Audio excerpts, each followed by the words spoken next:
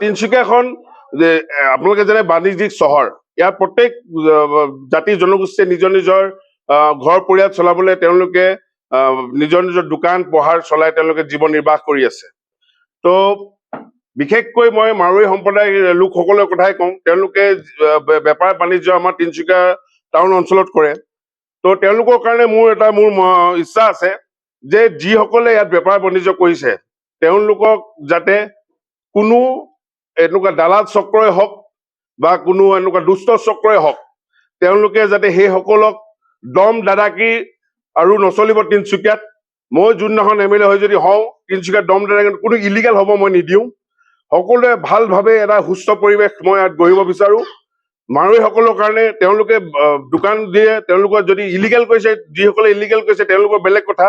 যিসকল লিগেল কৰি তেওঁলোকে দোকান পোহাৰ কৰি আছে, ফেক্টৰী চলাই আছে, তেওঁলোকক যাতে কোনো দুষ্ট চক্ৰই দম দাদাগিৰি ধমকি দি যাতে তেওঁলোকক ইয়াৰ পৰা খেদি নপঠিয়ায়।